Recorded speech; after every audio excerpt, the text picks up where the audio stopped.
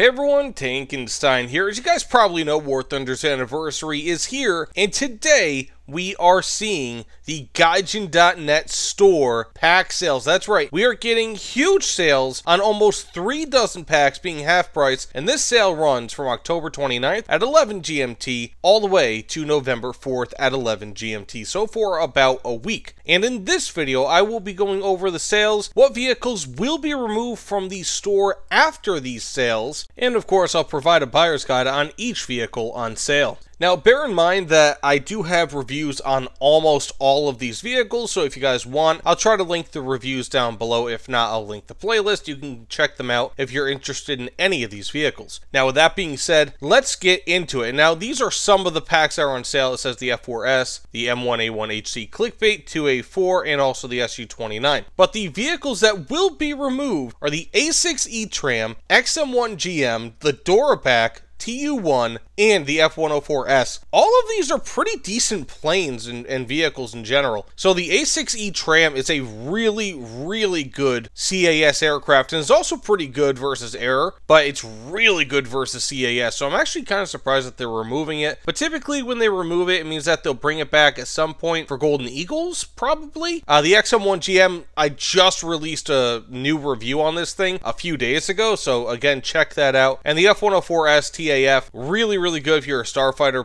fan, and of course the Dora and the TU1. This is basically, of course, better air-to-air, and the TU1 is really good versus ground.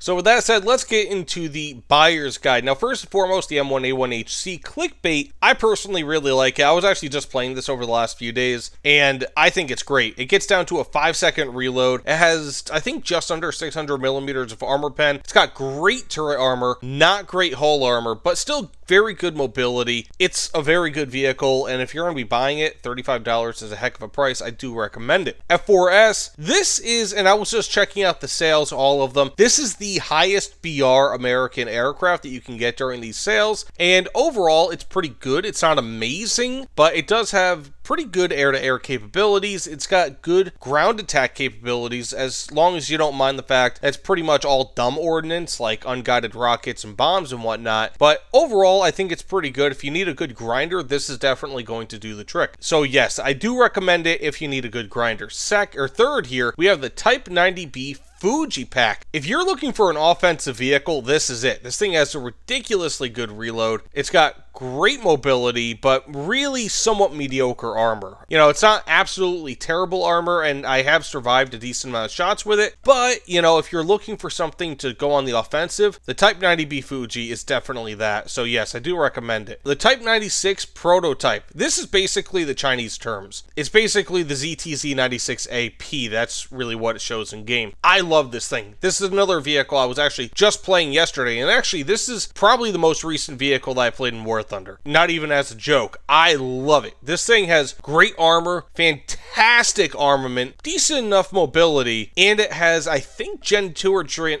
3 thermals. So it's just awesome overall. Yes, 100% recommend. This is easily one of my favorite premium high BR tanks in War Thunder. Easily. Much the same goes for the A5C. I mean, this thing is fantastic versus air, versus ground. I mean, it's not like absolutely amazing versus air in that it doesn't have the greatest maneuverability in the world, but it is pretty quick. It will be able to attack bases in air battles, and of course it gets magic missiles if you so choose. And then versus ground, this thing is actually a pretty good ground pounder. Doesn't have any sort of advanced weapons, but it's quick. It has good ordnance capabilities, relatively speaking, and it has ballistics computer. So yes, this is another 100% recommend. I mean, come to think of it, a lot of these things I would strongly recommend. I mean, the Leopard 2A4 pack, you really can't get much better overall than this. So this is the Leopard 2 Panzer Battalion 123, and again, this thing, it's got very good overall mobility, pretty damn good armament. I'd say the armament is like the most middling, actually no, probably the armor is probably the most middling thing on this thing, but the armor itself, I would say on the Leopard 2 is a bit better than what you get on the M1 Abrams variants. So yeah, I mean, this is another one I do actually fully recommend. It's really good. Like, just as an overall platform, the Leopard 2A4 pack is excellent. You really can't get much better at this BR as long as you're looking for something that pretty much ticks all the boxes, than a Leopard 2A4. Next up, we have the Merkava Mark III Ram Segal. I do really like this. Now, its mobility is not fantastic. It's pretty damn good, but it's not fantastic. I think I rated it something like a 5 out of 10 for mobility, which is average. Its armament is actually pretty good, and survivability relative to other tanks at and around this BR is really, really good. So I do recommend this for people that like a survivable tank. It's not going to be the most mobile tank on the battlefield by any means, won't even be close to that, but if you're looking for a tank that's survivable, maybe you don't oftentimes get the first shot in, yes, very, very good. Next up, we have the Stridsvagn 121B Christian 2. This is pretty much just a Leopard 2A4, except, again, in the Swedish ground tech tree. I like it. It does have fewer smoke grenades than your typical Leopard 2A4, so it's like, I think, half of the smoke grenades that you normally get, or 2/3 of the smoke grenades that you normally get, so it's not like a terrible amount less, but it could be noticeable for people who like to pop smoke grenades. Otherwise, your standard Leopard 2A4, if you're into 2A4s, yes, I do recommend it. And this is rank 7. You know, oddly enough, these are both rank 7, except this costs $2.50 more while on sale. But the Christian 2 has 5 days more premium time and 500 more Golden Eagles, despite, again, both being rank 7. I'm not entirely sure why that is. But yes, I do recommend this if you're a fan of the Leopard 2A4. But just bear in mind, just because of the smoke grenades, it is just so incredibly mildly inferior compared to a standard 2A4. But, I mean, it's just negligible almost. Next up, we have the T-29. I mean, this is a heavy tank for rank 4. I like it a lot. It's not got the greatest mobility. Its armor, if you come up against an enemy that knows how to fight the T-29, its armor doesn't really mean much, but it has an excellent cannon. I do really like this insofar as heavy tanks are concerned. So if you're a fan of heavy tanks, yeah, I mean, I would recommend it. I think it's somewhere like in the middle, like insofar as like the IS-6, the Samua SM, T-29, King Tiger are concerned. I think I ranked it somewhere like number 2 or 3 out of those, but it's still a pretty damn good tank. So if you're looking for value, I do recommend it, but it's not like an overall amazing thing. There are better tanks, the Samua SM being one of them, so bear that in mind. And again, as a reminder, I do have reviews on almost all of these, with the SU-39 being one of the ones I do not have a review on, because when it first came out, I was just very disillusioned with this aircraft. Now that said, it's gotten to a much better place. This thing has basically like a passive thermal defeater, if that makes any sense. So if somebody's trying to lock onto you from the rear with IR-based weapons, then this actually has a system on it that will help to defeat it, or at least kind of confuse the tracker, which is really good, and it helps out with survivability. Now, at rank 7, I think this thing is like 11 or 11.3 in 8 in Air RB. It's not very good. It's got R-73s and R-60s, but it's still not all that great of a weapon in air battles. Not terrible. It can get the job done.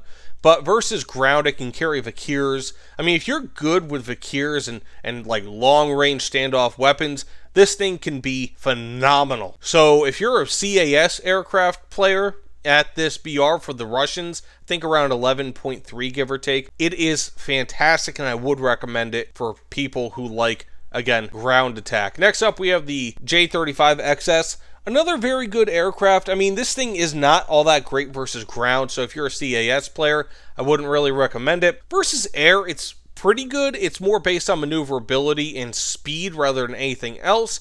Not a great gunfighter. It does have pretty good missiles, but nothing amazing. So this is like the first one where I'm going to say, you know, I mean, it's good, but it will lose a lot of speed in air battles. So if you're looking for something that's just absolutely crazy maneuverable and also has really good performance, this will do the trick. But bear in mind, again, it's just, it will lose speed like a mamma jamma. It's not the absolute greatest at this BR, but, you know, insofar as the Swedish air tech tree is concerned, this is still a pretty good option. It's just more for air-to-air rather than air-to-ground as well. Next, we have the M1 KVT. I mean, if you're going to be getting the M1 A1 HD clickbait, you may as well get that instead of the M1 KVT. The KVT is still pretty good, but its armament really lets it down. If I'm not mistaken, it's got something like sub 400 millimeters of armor pen. The Vismod is really cool, but if you're using the Vismod, it has two gigantic, like, fake fuel tanks that are on the back of this thing that absolutely wreck the rearward facing gun elevation and makes it so you cannot aim behind you. So you pretty much have to remove the Vismod if you want complete control of the gun, which really, really sucks. So I do like this vehicle, but I would not recommend it if you're looking at getting the M1A1 HC clickbait instead. I mean, it's only $2.50 more. If you're going to get one, I would strongly recommend getting the clickbait over the KVT, but the KVT is still an okay option. I don't hate it, but the clickbait is just much better. I mean, like, the armament is just worse on the KVT by a pretty good margin. Whereas, I think it also has slightly worse armor as well, if I'm not mistaken. Next, we have the Black Shark. I mean, insofar as helicopters are concerned, you really can't get much better than this. I do recommend it. It's I'm not really a helicopter guy, but I do have a short review on it from years and years ago. Very good aircraft, very good helicopter. This thing is just incredibly powerful. I don't believe it has thermals, if I'm not mistaken, but it's very, very powerful. Next up, we have the AH-64A Apache. This is one I actually cannot talk about because I have not played it really ever. So I would imagine it's okay. I think it's around the same BR as the Black Shark. I think I've taken this thing out in test drives before. Pretty good, not amazing. Can't recommend it one way or the other. I have to be honest with you guys, this is probably the one that I would not know anything about. Next, we have the T-72 AV Terms T. This is the classic, the standby. You really can't get much more of an institution in War Thunder than the T-72 AV Terms T at this BR. Fantastic vehicle. It's got very good armor, very good armament, and okay mobility. Not great, not terrible. 100% recommend. This thing has like Gen 3 thermals. Awesome vehicle overall. I mean, if I was picking between this, the KVT, even the Leopard 2A4s, and the ZTZ96AP, I would still go with the Terms T. Although the ZTZ96AP is still right on its heels. I mean, these things are they're essentially equivalent. I think that this has slightly worse armor, but slightly better mobility, if I'm not mistaken, compared to the Terms. So this has a little bit better armor, but a little bit less mobility than the ZTZ96AP. Next, we have the Centauro RGO, which is, if I'm not mistaken, the Royal Guard of Oman. That's what that stands for. Awesome light tank. I love it. I love it, love it, love it. You really, like, if you're looking for something to have a lot of fun in, like a scouting vehicle, something of that nature, just to be able to destroy enemy vehicles with, this thing is great. Now, it's not the best Centauro in-game by any means, but it's fast. It has a nice, powerful cannon. I think pretty good thermals, if I'm not mistaken. Minimal armor, but still, just overall, an awesome, awesome, fun vehicle if you're one of those people that likes mobility, doesn't really care so much about survivability. Next, we have the F4 EJ Phantom 2 ADTW. This thing is, if I'm not mistaken, pretty similar to the F4S, except a little bit more ground attack oriented than the F4S is, whereas the F4S is better air-to-air. So if you're looking for a decent enough air-to-ground vehicle, and also something that can get air-to-air done, I do recommend it in that regard. But, I mean, overall, it's not like a fantastic vehicle. Unfortunately, Japan is kind of short on good vehicles at and around its BR and rank insofar as premiums are concerned. So, I mean, it's not a bad purchase. If you have to grind the Japanese air tech tree, this will do the trick. Don't get me wrong. It's just not an amazing vehicle. It's okay,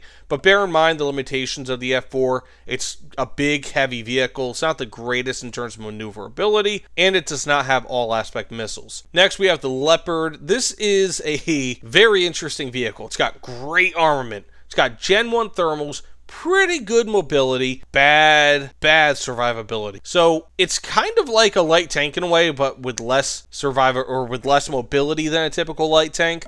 Just because, as you guys know, like the Leopard 1 was built with the idea of foregoing survivability because the Germans kind of figured, hey, well, if we're gonna die anyways, may as well be faster than the other tanks. That way, maybe they'll miss us, and that kind of carries over to the Leopard A1 L44. So, I mean, I kind of recommend it, but only for advanced players because this thing does not hold your hand. Like, as I have gotten more skill in War Thunder over the years, I've gotten better and better at the Leopard A1 L44, but as, like, years ago when I was first starting to play top tier, I sucked with this vehicle because I had no idea what I was doing. It does not hold your hand, so if you're a newer player, or even somewhat new player, I do not recommend this thing at all. Only for advanced players do I recommend it, and even still, I much more recommend the Leopard 2A4 pack. over this. It's only $2.50 more, plus you get a higher ranked vehicle, which is just phenomenal. So yes, I do recommend the 2A4 over this, but if you're like some sort of a snooty, experienced player that really wants a challenge, this is a pretty good vehicle for that. Sorry, I just woke up, my voice cracked. T55 AM1 pack. This thing is pretty much like the lower BR version of the Terms.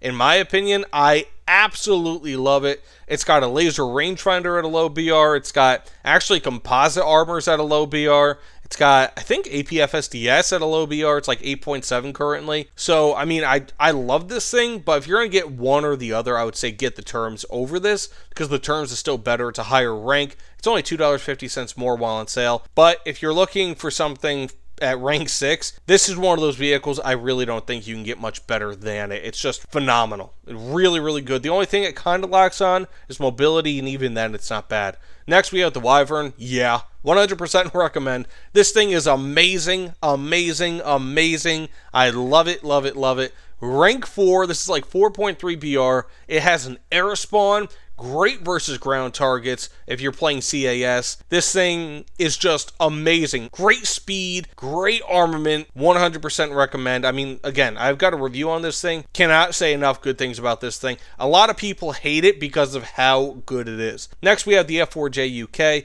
Very similar to the F4EJ Phantom 2, if I'm not mistaken. Just overall, an okay package, as you can expect from a lot of F4s. Heavy, but decent when it comes to tons of ordnance. Quite literally, a lot of dumb ordnance versus ground targets. Okay versus air. If you're looking for a good grinder, I do recommend it in that regard, but just bear in mind, again, this vehicle, like the other F4s, has severe limitations with it. Next, we have the XM1 GM. Again, I just re-released a review on this thing a few days ago, and it is very, very good insofar as mobility is concerned. Its current armament is mediocre. I think I gave it like a 4.75 or a 4.5 out of 10. And that's just considering everything, because it does have thermals at this BR. It does have a really nice turret traverse, but its overall cannon sucks. It has less than 300 millimeters of armor pen with its APF SDS, which is not very good at all. That's pretty mediocre. So if you don't mind that, and the fact also it does not have an amazing reload, it's okay. It's not amazing. It's not bad. Again, I would strongly recommend just getting the clickbait. It's only $5 more than this. But if you're looking for something that's basically like a scout vehicle, like a light tank, but it's really an MBT, this is still a really, really fun vehicle, and it can take more hits than you'd imagine, but still, it doesn't have all that much survivability. So, again, if you guys want more of a picture on it, I did just release like an updated review a few days ago. Check it out, but I don't really recommend it, at least relative to the clickbait. Next, we have the F104 STAF. I really wish the AMX A1A was on sale over this. This is still a really good vehicle, but kind of like the F4s, it kind of gets along in the tooth at these higher BRs.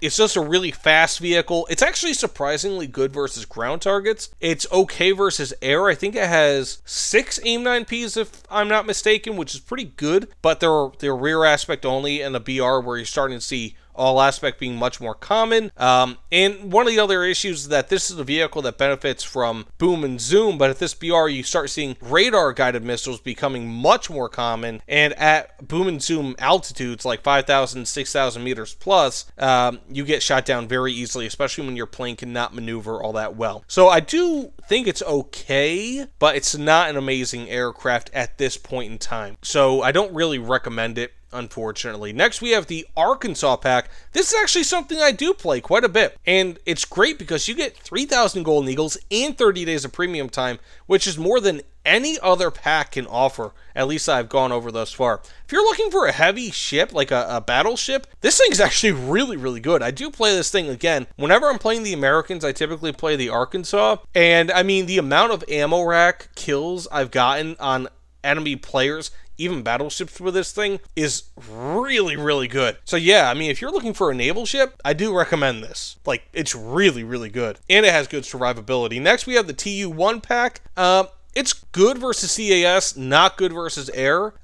So if you're looking for a really good CAS aircraft at and around this BR, I think it can carry something like 3 1,000 kilogram bombs, if I'm not mistaken, which is awesome. And then it has its huge cannons, which can also rip apart ground targets. But again, versus air, it sucks. So exclusively, if you're looking for a rank 4 CAS aircraft, 100% recommend it. And it can also help grind out the Russian air tech tree in that way. But if you're looking for something air-to-air, this is just not it. So I do not recommend it in that regard. Next, we have the A6E Tram. I actually like this more than the A10A early, personally. It's a more well-balanced vehicle. You can carry up to 4 AIM-9Ls with it.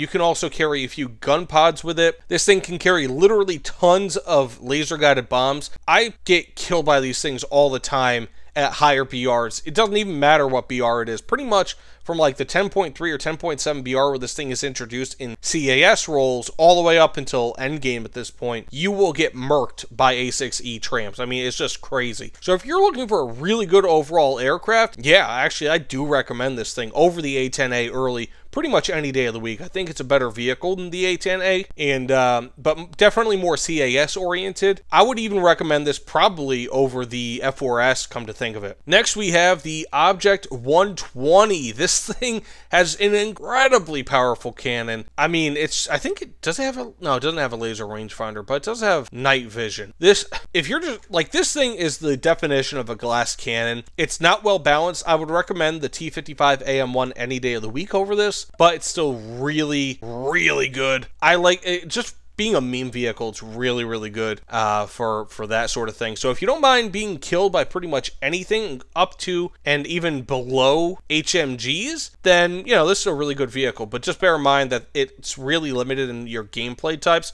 You cannot brawl with this thing. You pretty much have to stay at a range all the time. So I do like it if you're a long-range sniper sort of player, but that's pretty much it, and that's the only time I would recommend it. It's a very advanced vehicle, kind of like the Leopard A1A1 L44. And then finally, we have the Durapack. I have a review on this too. I think I have, like I said, a review on almost all of these vehicles. I like the Durapack when it comes to aircraft killing, but when it comes to air-to-ground, I mean, it's okay, but not very good. So if you're going air-to-air and you need a rank 4, cannot complain about it. I think this is actually a really, really good grinder, and it's a really good vehicle for fighting aircraft. But again, air-to-ground just doesn't really cut the cheese, so to speak, or whatever, cut the cake. I don't even know what the term is, but good overall versus air, not so much versus ground, kind of like the opposite of the TU1. If you're looking for something that's relatively inexpensive, I recommend it, but only versus air. So that said, let me know what you guys think about this in the comments below. Again, this is a big sale, and I just went over about 3 dozen vehicles real quick. And again, I do have reviews on almost all of these, and I think I released a video a few months ago. Might be technically incomplete now, but where it goes over pretty much every nation's top-ranked premium ground vehicles. I might have done that for air too, I kind of forget. But again, thanks for watching. I'll see you all on the other side. Good luck with the sales, guys.